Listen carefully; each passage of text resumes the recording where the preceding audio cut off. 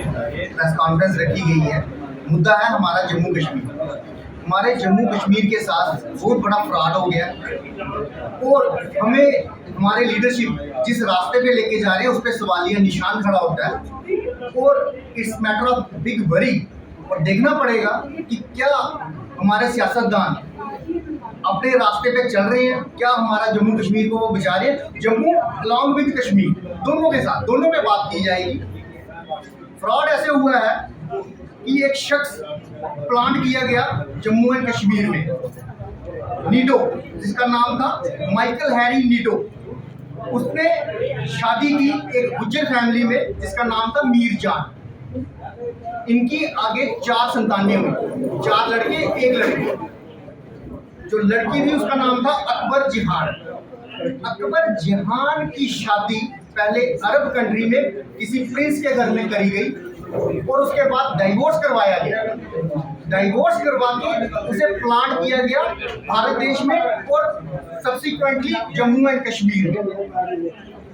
उसके बड़े अच्छे रिलेशंस थे, बड़े ही हमारे नेहरू साहब जी के साथ, और उसकी शादी बाद में कराई गई शेख अब्दुल्ला के साथ।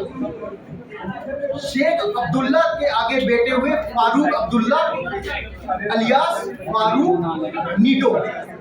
उनके आगे बेटे हुए उमर अब्दुल्ला अलियास उमर नीटो। ये मैं नहीं कह रहा हूँ, ये कह रहे हैं अमर अब्दुल्ला साहब खुद, क्योंकि सबसे पहले ये जो फैमिली अंग्रेजों की वजह से यहाँ पे ट्रांसप्लांट की गई, वो की गई हमारे महाराजा के पास। उन्होंने मिन्नतें की कि हमें 2 कनाल जगह दे दी जाए गुलमर्ग में, हम होटल बनाना चाहते हैं।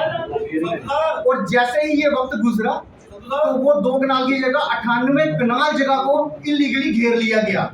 और उमर अब्दुल्ला साहब पटिशन दायर करते हैं, रिट पटिशन हाई कोर्ट में, जहां पे वो अपना नाम लिखते हैं उमर नीटो और अपने आप को उस मंच का बताते हैं कि मैं इसका बेली वारिस हूं। वो पटिशन डिसमिस होती है, फिर एक पटिशन और सुप्रीम कोर्ट में दायर होती है उमर नीटो के नाम से। फिर उसके बाद तीसरा केस अभी 2025 में दोबारा उमर नीटो साहब ने क्लेम किया कि मैं नीटो फैमिली का इकलौता वारिस हूं और ये जो होटल की लीज है इसको बढ़ाई जाए। ये लीगल बैटल अभी पेंडिंग है और चल रही है। ये तो समझ में आ गया रिकॉर्ड देखने के बाद कि उमर अब्दुल्ला अलियास उमर नीटो, यहां तक समझ आती है, बराबर है। ये मैं नहीं कह रहा हूं, ये कोर्ट का रिकॉर्ड बोल रहा है। अब देखना यह है कि इन्होंने जो बाहरी ताकतें हैं, मैं फॉरेन फोर्सेस बोलूंगा, इन्होंने जम्मू व कश्मीर के साथ क्या फ्रॉड किया, ये हमें गौर फरमाने की जरूरत है। हमें भी, जम्मू के डोगरा लीडरों को भी और कश्मीर के कश्मीरियों को भी, जो वो कहते हैं ना कि कश्मीर की सियासत बहुत बड़ी है, हम जम्मू में कोई सियासत ही नहीं है, आज उनको कितने पानी में है वो आज उनको भी बताएंगे। सबसे पहले जम्मू से शुरू करते हैं। जम्मू में महाराजा गुलाब सिंह जी ने कश्मीर को खरीदा, सारे जानते हैं, इसमें कोई दो राय नहीं। 75 लाख रुपए की कश्मीर को खरीदा गया। उसके बाद हिस्ट्री है, हिस्ट्री में लिखा हुआ है British agents Nehru and Sheikh Abdullah created crisis to force the Maharaja exile. उन्हें निकालने का जो षड्यंत्र रचा गया यहाँ से, ये ब्रिटिश ये रिकॉर्ड है, ये मैं नहीं कह रहा हूँ, ये रिकॉर्ड की बातें हैं। थोड़ा सा और आगे चलते हैं। महाराजा साहब ने असेशन किया, किस तरीके का दबाव बनाया गया, जम्मू के हर एक बाशिंदे को ये जानने की जरूरत है, क्योंकि हम लोग अपने ही इतिहास को अगर भूल जाएंगे तो आगे नई पीढ़ी की लीडरशिप कभी तैयार नहीं हो सकती। असेशन सिर्फ 3 चीजों का हुआ था। असेशन जो हिंदुस्तान के साथ हुआ था वो सिर्फ 3 चीजों पे हुआ था, डिफेंस, कम्युनिकेशन, एक्सटर्नल अफेयर्स।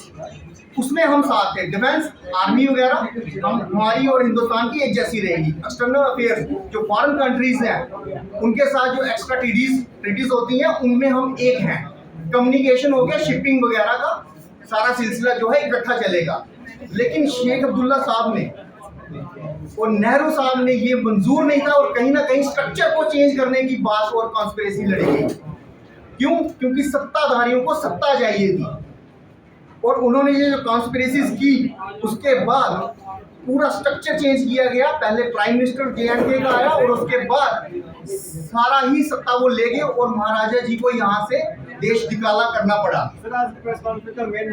जी मैं अभी बता रहा हूँ, यही फ्रॉड मैं आपको बताने जा रहा हूँ, आप सुनते रहिए। अब उसके बाद जो लूट मचाएगी जम्मू के खजाने की, उसका अकाउंटेबल कौन है?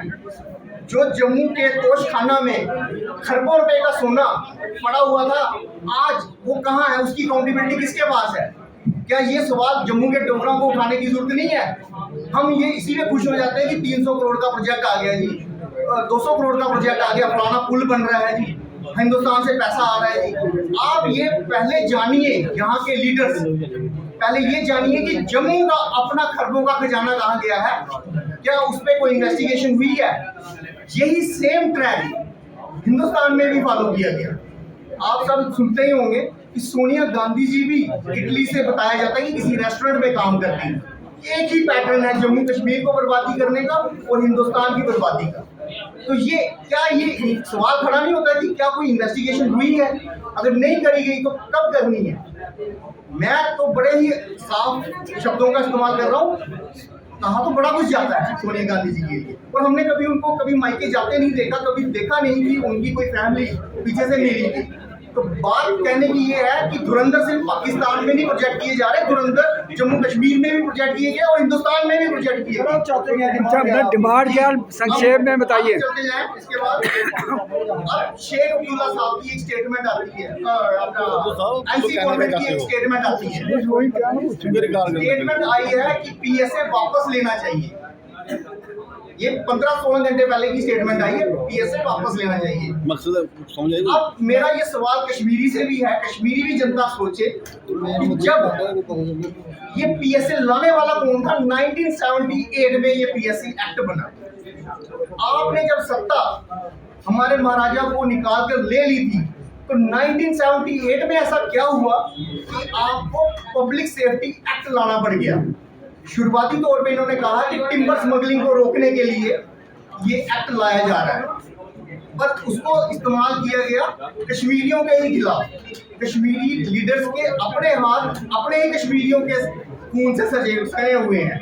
ये हमें देखना पड़ेगा कि कश्मीरी कहाँ खड़े होते हैं। कश्मीरी लीडरशिप को भी सोचना पड़ेगा कि आप लोग कहीं फॉरेन फोर्सेस के दबाव के आगे तो नहीं है, उनके राज पे तो नहीं रह रहे हैं।